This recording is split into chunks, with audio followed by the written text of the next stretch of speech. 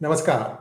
Hello and welcome to PGurus channel. I'm your host Sri Iyer. Today I have the pleasure of company of an actor who I admire a lot, actor R. Madhavan, and he is going to be talking to our guest host of the day, Suhel Seth. So without further delay, let's introduce our guest of the evening, Mr. R. Madhavan, also called as Maddie. Madhavan, namaskaram and welcome to PGurus channel. Namaskar, Mr. Arya. Thank you so very much for having me. Thank you. The pleasure is all mine, Madhavan. And now, drum roll, please. And here is our guest host, Suhel Seth. Thank you, Sri. Always a pleasure to be on PGurus. Lovely to meet you, Madhavan, after having seen you just last night in All my bed. right. Okay. All right. Uh, Got that. So I yield the floor to you. I yield the floor to you, Suhel. And I might come in at the end with a few questions of my own, but it's your show, mate. Take it away. Thank you. So, you cruel, cruel man, you have My inspired so apologies. many people. I mean, so many people are now wanting to be you or have discovered that they were you.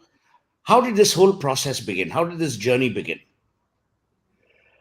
You know, uh, it started with a call with Manu by I think it was August or September last year, and it was a strange message saying, "Hey, I'm Manu here, and I'd like to talk to you about a series." So I said, "Okay." We get all these calls quite often, so I got this one, and it seemed like I was really talking to somebody who was fairly uh, funny and very educated. And I didn't. In all honesty, I didn't know which Manu Iyer it was. Manu, Joseph. which Joseph. Manu? Yeah, Manu Joseph it was. So when I started talking, I said, "Yeah, please send me the first episode. Let me see what goes." And then they said something that actually, I was very interested in. They said it's in English, and they said Netflix has already approved it. Now, these two things don't combine and come very easily for an actor. When we approve a series to already do an approved series on any of these OTT, which means that it's actually going to see the light of day. And the fact that Netflix was ready to invest on something that was in English piqued my interest, and I said, "Okay, send me the first episode." I'm generally accused of being quite a jerk because I take a long time to approve a project, and therefore the large spaces between my projects. But this one, as soon as I read the first episode, I was hooked. I've never said okay in half an hour. So I basically read that script and I called Manu and I said, "What the hell? I love it. Can you please send me the rest of the episodes?" And he started laughing and he did send me the episode. And it took me exactly one day to approve and get on board. But the moment I'd done that, and the moment we started doing the rehearsals and started meeting the rest of the cast and the crew, I knew that we were onto something unique. I won't say something successful. I wanted to say something unique because it was a different sort of a story for India. It was in English, but if truth be told, by the end of the day, I never expected the kind of reaction that you've gotten so far. This is beyond my wildest dreams, and I did it for the lark. I thought it's good to see how an English series will be accepted in India. I've always believed that English content has a wide consumption in the subcontinent, but I was the only one singing that song. But I think with Decoupled, I'm really happy to be proved correct. But then also the English that Manu has employed is the English spoken by various people at various strata. I mean, your chauffeur Ganesh, speaks it differently when he not almost, he accosts Basu, he gives him a whack. And it's spoken differently when the Sarpanch says, "Did you say F you to me?" So Right. I think what also happened was he did a lowest common denominator on the language. But when you read the role as an actor, what was the first thing that hooked you to the role? Because they normally say that the plot, you should be able to get excited in the first two and a half, three lines. So, what was the one Hmm. thing that hooked you on? The fact that he was just speaking his mind unabashedly, the, and that too things that made me reflect upon myself as a person. And I was looking at how much of Aryaism was there in me, and actually I was guilty of a lot of that. And actually, really wanted me to, make me introspect in the first 10 minutes of the reading the script. Like this conversation about the driver we've had with my wife. I've spoken, and there is, it's a fact. It exists. They have been in the they've been in the car for forever. They don't get a time to take a toilet break or freshen up, and they smell, and the smell gets into the AC, and then for people who have a problem with that smell, it's difficult. So the relatability of what was being said in the first 10 minutes of that series had me hooked, and I was just hoping and praying that they maintain the pace and the in depth and what do you call a kind of a observatory look at a society that the serial was promising me in the first 20 minutes, and I was hooked. So what worked for me as also a theater actor and a reasonably brief cinema actor was the fact that he didn't indulge in parody. You weren't Yes. being There was no parody. It was satire at its best. How did you as an actor approach that difference? It's very easy to become stereotypical and actually start mocking. But you maintain that difference, that red line. How did that happen? Oh, that's a very astute observation and an awesome question as far as I am concerned. Because as an actor, I realized very earlier on when I was reading the script that there's going to be a very fine line between leaving Arya as a jerk as opposed to somebody who's just uh, palatable as a human being. Also, by the end of the series, now I was quite I was nervous about how I was going to tread that road because it's a really really fine line. And Manu had uh, Manu and I talked a lot. I tried picking his brain, including Hardik's mind, the director, who did a brilliant job, in my opinion, which I Outstanding. couldn't see then. Yeah, which I couldn't see then. Honestly, I just thought, well, what is happening? I was very unsure about the series. So when I went on the set in Delhi, in Gurgaon, we were during the lockdown. I was telling Manu, I said, Manu, how do I do this? I'm so afraid I'll come across as a jerk. And he didn't have an answer for me because as actors, we need to hear the right lines to help us along our way. And but he just said, Maddie, it's just observations. And I figured out that that's where the key was. I wanted Arya not to have an opinion, not to go into parody, not to go into justifications. It is just simple observations, and then just putting it across as he sees it. And when I started clinging on to that line, it became very easy to follow a pattern throughout the series. And that one conversation with Manu really helped me figure out how to play Arya. And it was tough. It was tough because like I was telling you before the interview started, unlike all the other series where comedy is up, actually shot in studios and enclosed locations and same sets, this was being shot all over Gurgaon during the lockdown. So what you see during the first episode is what we've shot over 40 days. So to keep the continuum while you're acting and understanding where you left off the car scene or where you left off the driver scene and then coming back to it was very very tough. And on that account, I must compliment every actor in the series. They managed to hit it right out of the park in terms of continuum, in terms of continuity, in terms of maintaining their characters. Some of them had to fly in and out of Delhi about 6 7 times during the 50 days that we were there. And I think Hardik and Manu managed to keep everybody on track. I think it's a fabulous achievement on that Now, level. let me come to what I think is an important perspective for me to get your opinion on. There are certain certain middle class morality dilemmas that India loves to propound. For instance, the fact that you gave Masha a gold chain because you had earlier been told that she may have been a high class escort, and because she wasn't charging you money, you waived those wad of notes. She didn't fall for it, and you assumed in your dilemma on your persona that look, I'll give her the chain, but I still won't make out with her. In that sense, I mean, you eventually did. But the point Mm. is, were you being guided, or did Manu ever suggest that there were middle class paradoxes at play in this series, including the scene with the driver? All of those. There were multiple, paradoxes at play. Uh, Basu's mother talking to the maid. I wish I could say I had the intelligence to grasp it as an actor while I was playing it, but the truth of the matter is I didn't get it at all. I was just concentrating on being the actor at that point of time and being selfish, and to make sure that I don't slip up as an actor in terms of playing the character. It took me. I think I only realized that after the series released and I saw people's comments And I saw my mother commenting on it and saying, "Wow, I feel guilty." Well, first of all, she wanted to know what KLPD meant, and my sister and I couldn't explain that to her. But it was amazing, Suhail, because she loved it. She loved it. She just laughed cheerful. I haven't seen my mother laugh like that for such a long time. And let me tell you who my mother is. She's, a chief manager of Bank of India, and she loves to wear her saris. She loves to believe that my father is the boss of the house, and she's very happy to live like that. She never took promotions because she wanted the house to be run by somebody, and she wanted to follow her career at the same time. And she's a really, really strong woman because she was a chief manager for 30 years in a place like Bihar, and nobody could touch her. I mean, she dealt with the strongest and the most powerful men. But in the Western concept, she would be looked upon as somebody who is being kept down.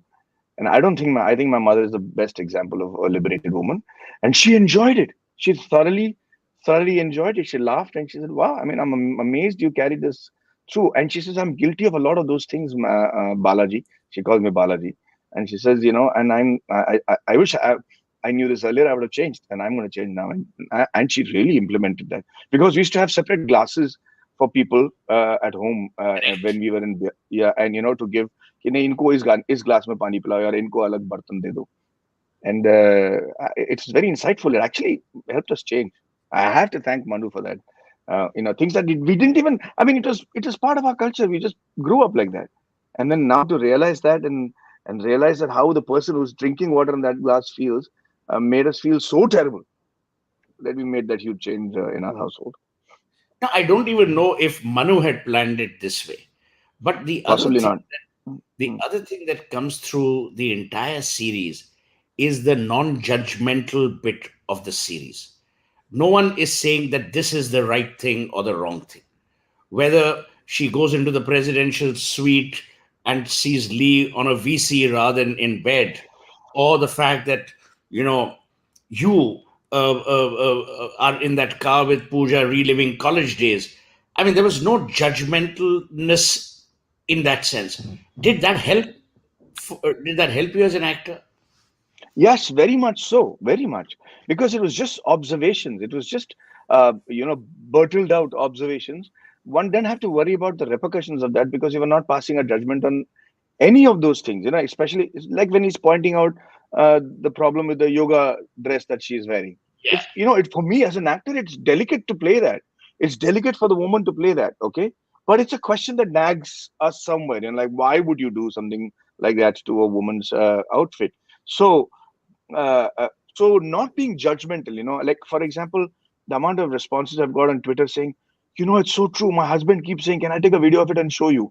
And you realize that the husband is not trying to trying to put you down. He is just concerned that he has and saying, "Hey, you should look how you look. You should see how you look from the back, just to know that this is how you look from the back." Not saying it's looking good or bad. Not passing judgment on any of those observations made it easier for me to play it because I think taking a side would have complicated the character as well as the show to a great extent. For someone like me whose passion is theater ultimately, what I love was the parallel narrative between you, your wife, and Rohini. I thought that narrative was superbly strong. It was multi-layered. It was interesting. Again, you were the good cop, but then you suddenly played bad cop, saying, "No, go and do your homework, even if it means half an hour in Mumbai." How was that relationship chartered by you in your mind? How did you fashion or fathom that relationship? Superb. As an actor, I've worked with some of the best in the industry, and I've seen that, when you work with the really good writers and directors, they have a specialty. They understand one aspect of life, and they're very, Rajkumar Irani is very good at telling a social story and how to set it up.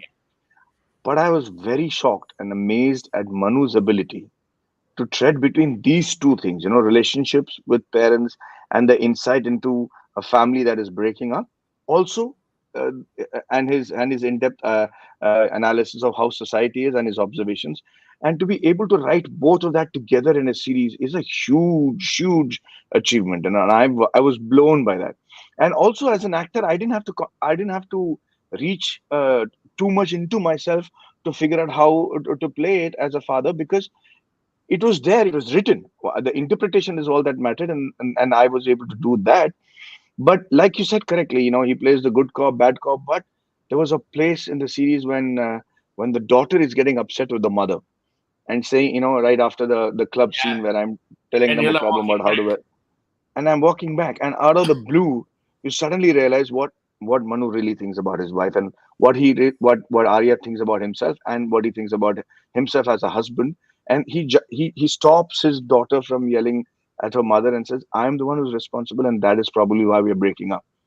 And that for me was taking responsibility, and that kind of endears him to everybody at that point of time, because you fight things knowing very well that sometimes you're truly guilty of it, but push comes to a shove and you come to that moment of truth and you're man enough to man up.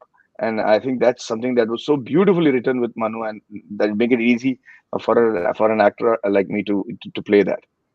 No, what really also was quite interesting and inspirational was when you guys are walking back and you say that, look, your mother has defended me before and after. So you're almost standing up for someone. And I thought, to my mind at least, the genuineness of Arya, his decency. See, to my mind, if I were to do a character sketch, Arya is an innately decent person who never picks the first fight, but he's ready to stand Exactly. up for what he believes. So I mean, that's why I told you, I saw so much of myself. We're peaceful people unless you needle us. Then if you needle us, we'll go whole hog. Correct. When your relationship was like, let's say, dichotomous with your wife, there was another relationship that you were constantly, which was really funny, was with what Yeah. was that about? And I love the barbs that I'm glad you're going to a country whose language you have buggered, blah, blah, blah. How was that whole thing between you and Chetan Bhagat, including your Twitter wall lately, which everyone knew was a marketing gimmick? Of course. First and foremost, even as an actor, I won't have the guts to do what Chetan Bhagat did in Decoupled. Okay, to have the guts to come across as an actor and a writer and have punches thrown at him in the form of jokes is something that very mature actors with Yeah, complete amount of confidence will have the guts to go through with. Okay, I'm sure he was skeptical about it, but he never showed it. And Chetan and I, when we met on the first day, we the last thing I remember about it is the animosity we had because of the issues with Three Idiots. And although I didn't really interact with Chetan, there was always a Chetan Bhagat against the Three Idiots team. So I didn't really interact much with him during those times. But when I met him this time, I found him to be an extremely pleasant guy to deal with, and he was. I'm genuinely fond of Chetan as a he's a very person. decent guy, very decent guy. Yeah, yeah. So when I looked at this man, taking punches left, right, and center in the very first episode of the series, my admiration for him grew. And so it became easy. Chetan wasn't trying to, as an actor, he wasn't trying to justify his position as one of the leading writers in the country, or his celebrity status, or he was happy to take the punches. That made it so much easy for both of us to work as actors. Some of the lines were improvised on the take. For instance, when Chetan puts the book back and he says, keep Yeah, the book back, darling. And I look at him and say, yeah, yeah, you keep the book back, you 5 point nothing. And I walk off, right? So those are all, it came to me on the shot. I said it, Chetan took it. So, uh, so, uh, because we had such an amazing amount of mutual respect for each other offset, it became really easy for us to go hammer and tongs on screen. And that's a very important aspect that every actor will tell you. It really became easy for us to go like crazy on each other. And like you said correctly, Arya doesn't pick a fight. But when you push him into a corner and you actually needle him, he's not afraid to just go all out to prove a point. And it was very beautifully written by Manu. It was graciously performed by Chetan. I just had to do what was within the tracks for me. So I don't really deserve much as an actor. I don't deserve much praise for that. It was both Manu and Chetan who were responsible for that. but tell me, in this whole thing where you rightly mentioned just now, where you said that you also were improvising. One of the beauties of decoupled is the beautiful analysis or insight into India that you get through the pithiness of the lines. See, the lines are pithy. It's almost Shakespearean in political tragedy. Very Yeah. pithy. Like, Caesar saying, "Let me have men about me who are fat." Cassius has a lean and hungry look. Boom. There were a lot of pithy lines. How much of a leeway did you have as an actor, or how much leeway did Manu offer as an actor for you to kind of move around the lines in order to get the substance? Oh, on that front, Manu was brilliant. I can't thank him enough for it. There was never a point where he made me feel like I was going beyond his concept or beyond his lines or this was not acceptable. Never. Not then, not now, ever. He always had a patient. He would just sit there, like, fold his hands and here's what you have to say. And it is not condescending. It is not answers forming in his head, listening to what I'm saying, which he's going to slap me with. It is just keen observation and listening. So when I used to improvise, he would actually start laughing first. He would go off actually right away and says, "That's brilliant. That's brilliant." I don't recall one moment where he said, "Maddie, let's not do that." Hardik, the director, has said it. As an actor, sometimes you do go overboard. Hardik would say, "No, sir, let's not do that. Maybe that won't work." But Manu never. Manu was ready to listen to the reasoning behind why I was doing it or why Surin was doing it, and he would incorporate that in the script. And in fact, for the climax, we went back and forth many times because it was written during the shooting of the entire series when we were already in Gurgaon, and we were unhappy with how it had turned out on earlier, and we were trying to do it and work it, and then we took a break and finally shot the climax in Goa. But Manu was ready to work on it each and every time we had a problem, and if there was any improvisation that was not fitting in with either the character or the scene, he would try to incorporate the reason behind that improvisation in a different way so that we still got the merit of what the actor was saying. So because we had cast everybody so perfectly, including the driver, the bai, the domestic help, everybody's contribution was taken. The reason behind why they were trying to improvise or suggest was seen, and if possible, it was incorporated. And on that front, this was the most outstanding set that I've ever worked with in my life. Now it Uh, brings me to one Suhel, point Suhel, is, can I just interrupt for yeah, yeah, just yeah, one please, second? please.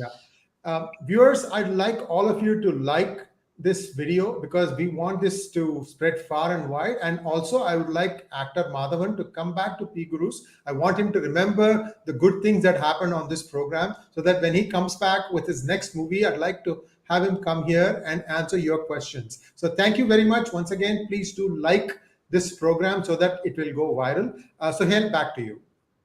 No, well, Madhavan, what I was coming to was, if you see the credits, it's very rare that the writer comes number one.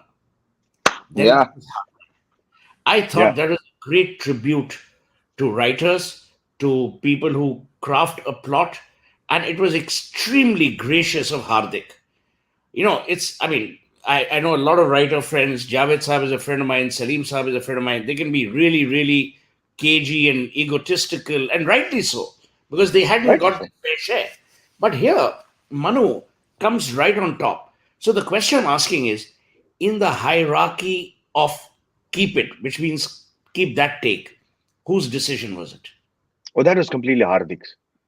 That Excellent. was that was the beauty of Manu. Manu was a showrunner, or in terms of a great deciding on the creatives, but and rightfully enough, and I would say about time that we gave the writers the due, and uh, but in terms of deciding which take, which edit, which shot, it was all Hardik's call, and I had a lot of doubts myself about how Hardik was shooting it, but my God, he just turned out to be brilliant in the end, and his edit was spot on. I was afraid about the edit because it seemed a little. We did make a few mistakes in the sense that it is our first series in English, so we had overwritten, and sometimes there was a lot of jerks in between the screenplay. But we are wiser now, and hopefully we'll correct all that when the season goes on. But the call to keep the shots or the way it has been edited was entirely Hardik's, and due credit should be given to him. He was the boss on the set. Manu was just making sure we are all staying within the family of Decoupled. The other guy I love was the Guru. I just loved the Guru. He was irreverent. There was nothing reverential about him. He was the typical con guru, but even him made him look so warm and affectionate. One thing I have to say, Madhavan, not one character did you ever hate in Decoupled. It's very easy to hate one or two people, saying, "Oh, even Basu, you Hmm, sympathized rather than hated him." How did correct. that come about? That's a very interesting bit of writing to be able to manage. Sohail, now that you say it, do you realize how difficult it was for us to make a series like Decoupled in the very first place? I mean, with all the kind of objections that people take to everything, we were literally walking on eggshells. There were Yeah. words we could not use. There were, there were corrections that had to be made because Netflix was not sure they won't be sued on something like this. It's in today's, and on top of that, to make a comedy or even a satire. Um, I'm sorry, I'm blowing my own trumpet, but in today's world, to stay within the realm of all that was political and and socially acceptable, and still try to make people laugh has been our biggest achievement. And on that front, getting all the characters to be justified and not hated, entirely Manu's contribution and the beauty with which it has been edited. I mean, we did have a few scenes which we, when they looked at in the overall series, were not required because it was taking that element of what you just mentioned out of their characters. But to keep all that subtle mind acceptable, palatable, entirely Hardik and Manu, and beautifully done. Also, like I was discussing before the shoot started, we had to cast carefully, not just because of the look, but also because of their English. It's a we've seen it many times where when the camera rolls, people's accent changes. It's Yeah, suddenly becomes something that it not integral to this part of the they were world, born with the Queen, correct? and not not completely that. It meanders somewhere between the British English and the American English and the Indian English, and here or there a word would be spoken that will entirely give away where they're from and confuse the people. So even the buys who are being cast, or the writer in the book clubs that were cast, everybody was accent appropriate, and therefore it was easy to see that they were um, uh, uh, homogeneous characters, and therefore easily acceptable. So while you were shooting this and after it was all over, or during the shoot, which is the one character you were really pissed off with all the time? As a character, I'm not talking about the actor, but which character really got your goat? Huh. I didn't think I'll be asked that question. So I'm trying to figure out if there is a justifiable answer. Was Basu Uh, someone who really pissed you off? No. Arya never gets pissed off. I mean, the only He time he gets really even. loses his cool is in the restaurant where they're celebrating this, making all these Mexicans dress up, and that he just can't handle it. That's the only place he literally blows up. Okay, he gets irritated, but I don't think ever this jerk ever has given anybody the importance of getting angry with. He Or just anyone gets getting back, but he under his never. skin? Yeah, he doesn't give anybody. He's so egoistic that I don't think he lets anybody get under his skin at all. I'm So just the trying to figure out if there is anybody, but can't. so the flip side is, which is the character you really loved other than your own? Well, I thought that there was a great chemistry, unspoken chemistry between the father-in-law and me. I It thought was that outstanding. yeah, I yeah, loved it. and that I think the in-laws, both of them, the in-laws. I think there was great chemistry between me and the daughter. Rohini and I, we shared something and there was great camaraderie between me and my director friend and the guru. You know, uh, Sohel, it's not easy to create that sort of a chemistry when you meet somebody for 2 3 days before the shoot. But you look at these gang and you could make out that they might have been a harami gang in college. They would have been these guys. You can see them together being the jerks of the college, or being the radicals. And to create that chemistry and make project backwards and make sure that they actually felt like friends was one of my favorite things. So I have to say, with Shruti, we were actually Shruti and I met on Zoom calls because of the COVID lockdown. So there wasn't really a physical interaction before we met, and we met during the readings in Mumbai for a couple of days. Then we went on to do the first scene in the series in the car. And the moment we had done that first rehearsal in the car, Hardik, me, Manu, everybody said, "I don't think there's any change required. That's it. They look like they have been husband and wife for 8 years." And that has been, as actors, that has been our biggest achievements, to be able to convince everybody that this is a story in progress for the past 8 years. Tell me, did the lockdown help? And I'll tell you why I ask you. When you do things under normal circumstances or in normal times, you finish the shoot, you go your own way, you come back, blah blah blah. Here you're in a bubble, you're ensconced with each other. That association, friendship, the hum, you know, the bonhomie. Do you think the lockdown helped in establishing that, in creating that? Because that, to my mind, Absolutely. was quite visible through the series. I think absolutely, and inadvertently, because we were all in the same hotel. Okay, and that rarely happens. Also, we were all shooting away from Mumbai, so nobody's actually got a private agenda that they could follow. Because of the lockdown, everybody came back and stayed in a bubble. So they weren't being visited by too many friends, or there wasn't opportunity for us to go out and get out of character. So somehow it became a family in terms of the technicians, the actors, the production, everybody. I think that helped brilliantly. That really, really helped. And lockdown taught us a lot of things. It taught us that we can work with a far more efficient crew if we are less in number. We figured out that there isn't really an office required to set up a project. All you needed was a room for reading and a room for writing, and then you could come up with something like this. Uh, I think in many ways, lockdown has been a boon in how efficiently we manage shoots and turn around, which otherwise wouldn't have been possible.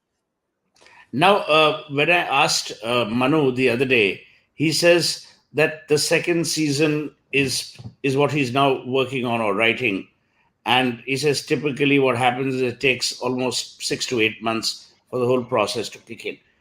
And I asked him this, I'm going to ask you as well.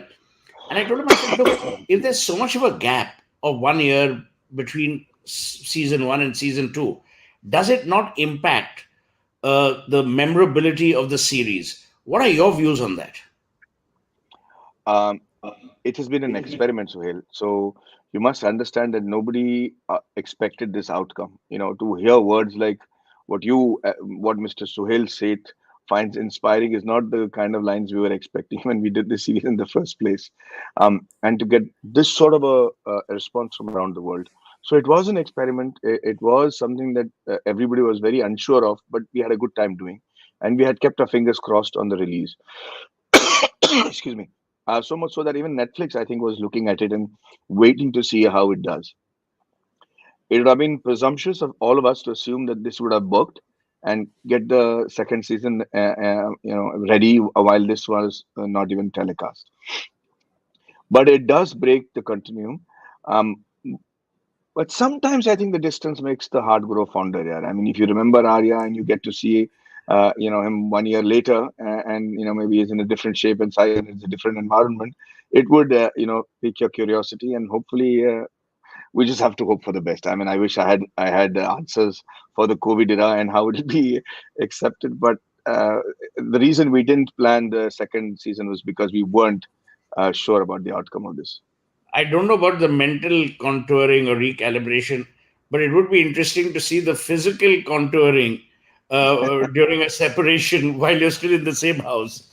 On that Yeah. note, would you like to come in and ask some questions and take it forward? Yes, yes, yes. And you can take a break, maybe a sip of water. Don't smoke. It's good. No, I've It's given up not good for smoking, your by the health. way. Good news, I've given up smoking. Oh, Oh, wonderful, congratulations! wonderful, Wow, Yeah. wonderful. Not fantastic. on the 1st of Jan, Wow. on December 31. I decoupled from cigarettes on the 31st of December. Well, it's been a year then. Good for you. Yeah, correct. True. Wonderful.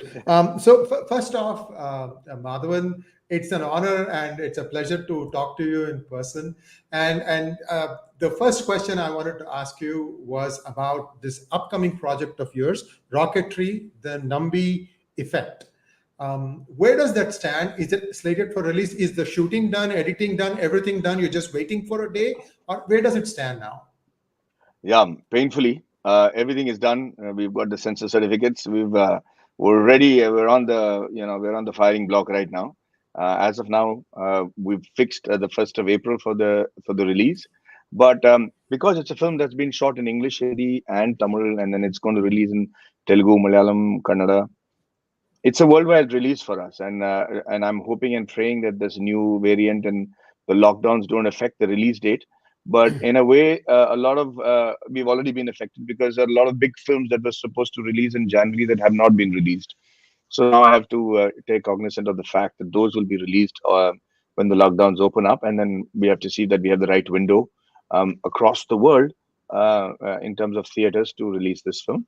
It's definitely a theatrical film. I'm not looking at releasing it on OTT at all, and it's been more of a penance than a project or a movie for me because the more you know about Mr. Nambinaran, and the more you will realize that this is the least we can do in terms of a homage for a man like him.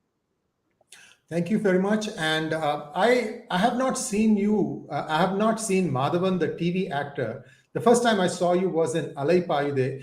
Viewers, this is a Tamil movie which I think went on to be shot in Hindi, but in the Hindi version, it was not Madhavan. I think it was Vivek Oberoi who played that role. But It's called I just Satya. want to, yeah, Satya, right. And after Alai Payude, in fact, Alai Payude is one of those things where the director Maniratnam was so bold to go back and forth in timelines, and that's not easy to do when you're trying to reach an normal audience. He dared to do that, and he kept that grip. So Alai Payude was wonderful. You are romantic in that, and the next movie, Minnale, was a slightly different one. And then after that run, you have actually essayed a lot of roles where I see that your tremendous versatility comes through. And I also remember the one where you played the role of a boxing coach. I'm sorry, I don't remember the name, but I remember the role that you played. How is it that Madhavan, the actor, is able to wear so many hats so effortlessly? I don't know whether I can call it a fortune or the misfortune, but I've never studied cinema or been in a acting school or a film school ever in my life. It's been 25 years or 23 years since I've entered the industry. I've only had the good fortune of having truckloads of life experiences.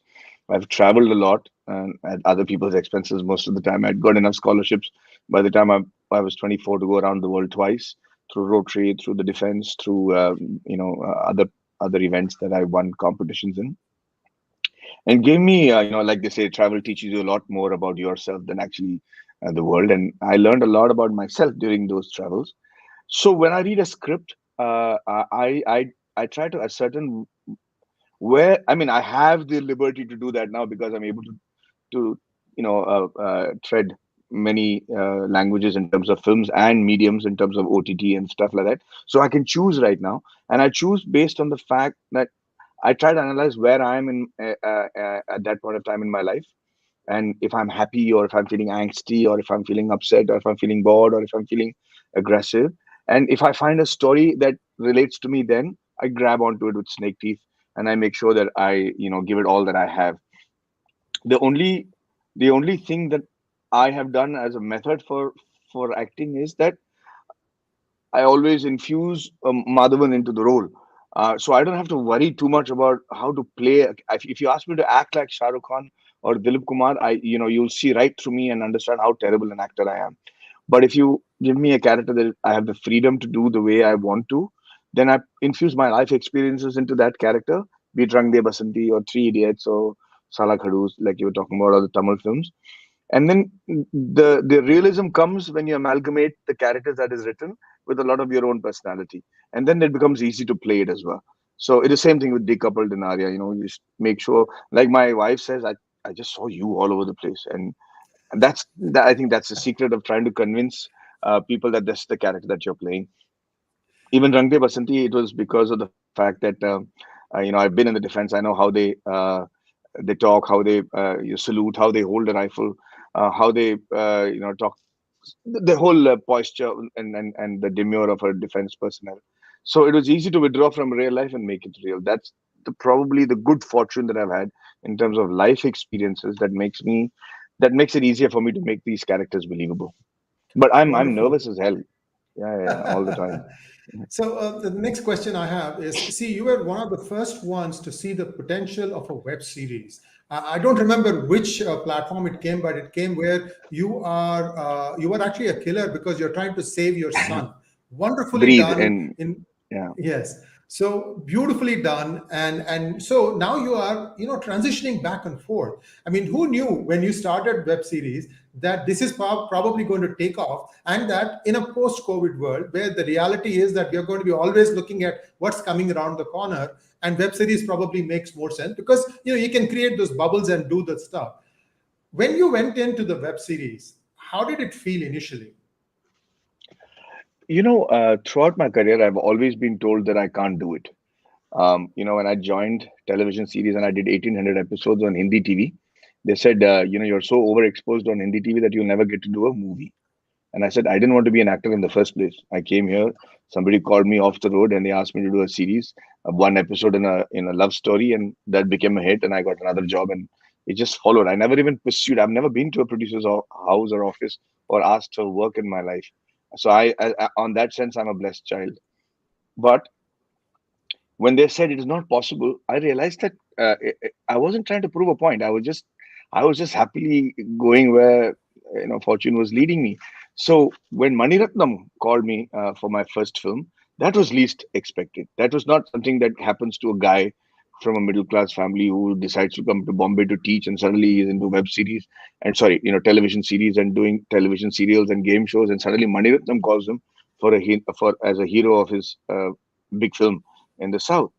And I went there to shoot with no expectation because it was still an out of body experience for me to think that Mani Ratnam would actually call me, and then my first debut film will be with an A.R. Rahman and a P.C. Sriram and Shalini, all of them superstars in their own rights. So when that film released, for me it was still a blur. It became a big blockbuster, and suddenly people started calling me the Chocolate Boy, and they started I started getting offers from Tamil Nadu and started seeing the kind of money that I'd only heard of, never dreamt. And then they all said, "Oh, he's become a Tamil actor." And then I got a chance to do my first Hindi film, Rehna Hai Tere Dil Mein, in Hindi. Varsha Bhagnani brought me there. Unexpected again, and just went there. And then people said, "Oh, you're a Tamil actor, you'll make it in Hindi, and you don't have the six pack, and you don't have the dancing ability to make it in Hindi." And somehow that worked. I started doing movies there, and that seemed to work. Guru and Rang De Basantin, Rehna Hai Tere Dil Mein. So then in the South, I was called the North actor because they said he's from Bombay. In Bombay, they started calling me the South actor, right? And everywhere I went, it looked like I was not supposed to be there. I mean, the dots and the lines didn't match up. So when I got this chance to do web series, I was always a fan of what I was watching on web series around the world. They were opening up avenues that cinema couldn't. They was giving a life to a format that existed, but nobody saw the potential of. For instance, Breathe or a House of Cards or a Game of Thrones cannot be a movie. You cannot justify that in a movie. It's Yeah. only got to be a long format, and there are cliffhangers. There are things that makes it into a 6 month long experience, right? And that format had potential, so I was able to see it. But I always knew that if Breathe didn't work on Amazon Prime, I would be out of work even as a film actor. So it was a big risk. But then I looked at myself and I said, when did you ever think about risks in the first place? So that was a consolation that I kept telling myself, but I was keeping my fingers crossed. Breathe turned out to be a phenomenal experience for me because the director and the producer, Mr. Vikram Malhotra, and the director Mayank, they were in sync. They sort of had a respect for me, and they were in sync with what I was saying. And for a producer to call off the shoot on the day of the climax because we were not happy, and send everybody away, and for Amazon Prime to agree to that, come back a month later and reshoot the climax, was the kind of faith that I was looking at when I was trying to accept a web series. And this put in that faith. It looked like everybody was doing their best to make sure this worked, and lo and behold, that worked for me. And after that, of course, it's always the aftermath of a series that is more frightening than going into it. So now when I had done that, and then everybody started coming in, now there was Breathe season 2 or anything, and everything else that I do on web series have to be at least as good as Breathe. So I had to take a 3-4 year gap before I could come across something like Decoupled. So the fact that I don't belong is probably where I derive my strength. That's wonderful. Madhavan, last question before I give the floor back to Suhel. See, this Arya Iyer, we see a lot of character. There are lots of things in him, but he's also a gentleman. When his wife suffers wardrobe malfunction, he is the Sir Galahad for her, and that Yeah. that it turns the story a little bit, and she starts having a slightly different thoughts. So I was really like, I mean, I was laughing along, looking at it, turning left, turning right, whichever way you guys were taking us. But this kind of stood out for me because no one can accuse Arya Iyer of being a curmudgeon. How did you? I mean, did you guys improve something there? Because it seemed like it's not exactly along the rest of the series. No, actually, I'm so glad you noticed that. But there's another moment in the series when the mother-in-law and father-in-law are sitting there, and the father decides not to give his wealth to the daughter because his son is a useless guy.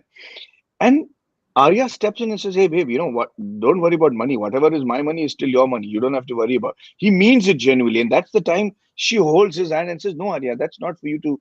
That's not fair on you." Now, the fact that they were the best of friends never left the 8 episodes. They were not able to see eye to eye as husband and wife. All right, they were trying to explore other avenues, maybe because they were dissatisfied as husband and wives. But as best of friends, there was no compromise on that. So every time I would be in a situation, she would actually come and protect me. And there are other times when she's in a situation where he would just stand up for her, and that is probably why the fact that they're decoupling is a matter of anxiousness, or else it would have been a foregone conclusion from the very first episode. You It's have really. no, Go ahead, Suhel. Sri, go ahead, go ahead. No, I was just trying to say that you have really whetted our appetite for the second season, and we look forward. And before I hand it back to Suhel Seth, Madhavan, I would like to see you in the role of someone like the guy who plays Bosch on Amazon. If you have not seen that series, do watch it. I don't think you've played the role of a cop. Bosch doesn't necessarily use all the right methods, but he gets his guy at the end. A beautifully, beautifully done thing. I'm hoping that I'll see you cast in something like an Indian version of Bosch. Thank you very much. Back to Suhail. No, I want to end by saying that my wife asked me, saying, "What do you think?" So I said, "Look, if I were to take away one thing from Decoupled, is you can decouple an institution, you can never decouple a friendship. So the friendship between Arya and his wife survives and surmounts the official, the societal recognized marriage. And I thought that came through to my mind really, really clearly. Yes, that was the entire idea. We were giving a perspective that doesn't make divorce look nasty. Okay, but we are obviously nowhere ever advocating divorce, and there is a lot of strength in the institution of marriage, which all of us believe in, even off and on screen. But the fact that it doesn't really have to be nasty, if God forbid it comes to that, is something that India hasn't seen before. I mean, we've seen that many times in Western concepts in terms of movies, but here the fact that they can actually be friends, they can actually be in the same get together or a party and not have animosity between the two of them, was something that we were trying to depict. And I think a lot of people threw bricks at us for trying to say that that's one way of handling it. But you can't please everybody. We're going to stick by what we wanted to say. On that note, Madhavan, Sri, thank you for a remarkable evening. And I hope we see more of Madhavan, which we will, of course, both in the movies and on OTT. And we keep getting coupled before we get decoupled. Thank you for the kindest words, Mr. Seth. It's been such a pleasure and honor. Thank you very much. Thank you, Mr. Iyer. I'm very happy and kind of chuffed that I got this opportunity. No, we are hoping that we'll have you back. Is Rocketry your first movie as a director, Madhavan? Yeah. It's my first movie as a writer, producer, director, and a trilingual film that I've done. It's a first on many accounts, and I can't tell you how nervousness is a very predominant part of my life every day today. But in all, I hate to say, in all honesty, because it implies that I'm not honest at other times. But I'm just saying, in all frankness, uh, I made this movie because I really believe in this man called Mr. Nambi, and I really believe what happened to him was wrong. And I believe it's a national duty, for me at least, to make this film for him. So I put my money where my mouth is, and I've done everything I possibly can for this. I was blessed with a phenomenal unit who actually shared my passion about Mr. Nambi, and therefore this film got done under most extraordinary circumstances. And now I'm just waiting to see how the audience takes it.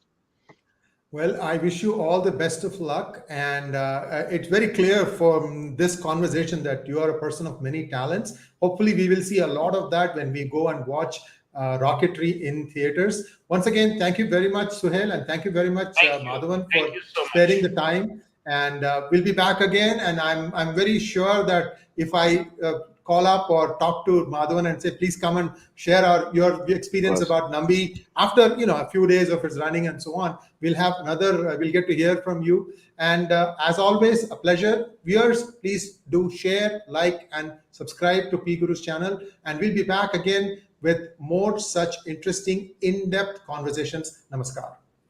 Namaskar, Jai Hind. Thank you so much.